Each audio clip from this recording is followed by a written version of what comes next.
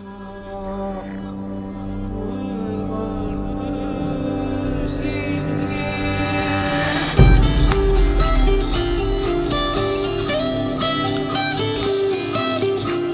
lived in Stone City for over 30 years.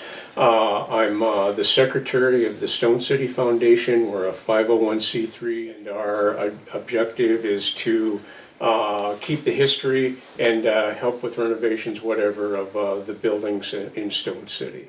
I've been a carpenter in construction for 40 years. The last 25 is I have a cabinet shop here in town, and so I build.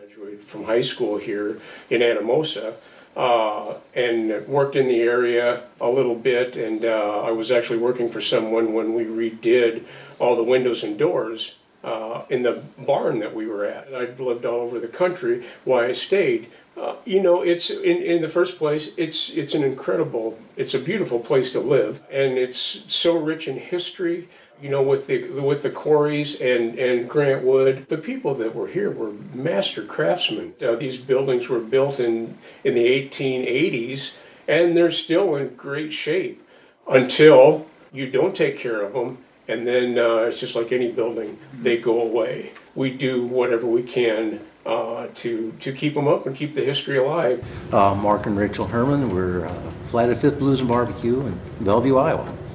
Well, currently it's a barbecue and a southern food restaurant. We also feature live blues and jazz.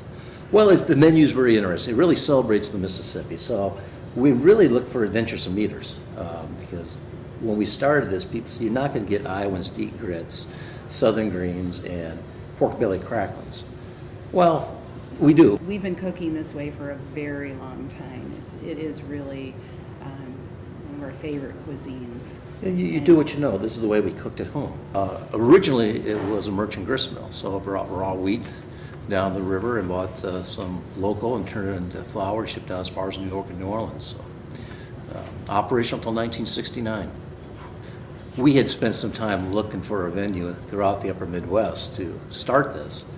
But over the course of 20 years, we had traveled several times a year through Bellevue to see family in Illinois. And we fell in love with Bellevue. And then there's this big red building at the south end of town. We saw it was available and it was worth looking into. Well, I think you consistently see more old buildings that are being repurposed instead of torn down. I think people are going in there and starting businesses or building homes realize that you can't replicate that.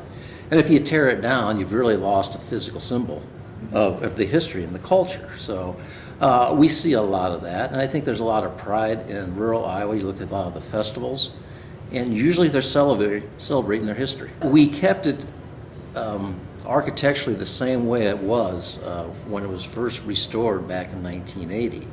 So all the original structures are here, the beams are here. You see artifacts of tools that they used throughout the course of its life as a mill. I'm Susan Price. Scott Cornwell. We're married, and we're from Brooklyn, New York. About 6 weeks after we first came here, we found this building. As soon as I saw it online and understood the scope of the property, I was like, it's going to be this, or we're not going to move to Dubuque, Iowa. Since it began, it was built originally, 1856 as a hotel.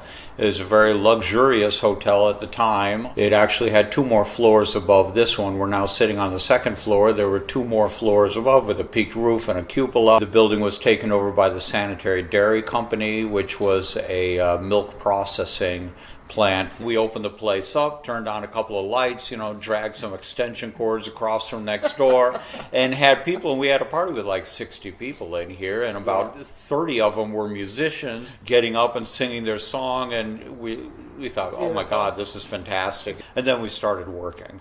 And then 2 years later, we got to the point where we could do that legally. Being like a 3-level venue, it gives us flexibility to do a lot of different things, and every space in the building is different. So, the first floor has one feel. The second floor is a completely different feel. And then we have 2 public rooftops, which don't exist anywhere in Dubuque, and you can have cityscape views. To tear down this building, which is what the original plan was for this building, to tear down this building would have been an astronomical cost and would have really had major impact on landfill. This is a concrete and masonry building. In the 1940s, when Farley and Letcher bought it, they considered tearing it down for a parking lot. And in the 1940s, they decided it was too expensive to do that, that it was better to keep the building. This is exactly what we want it to look like. This is how we found it.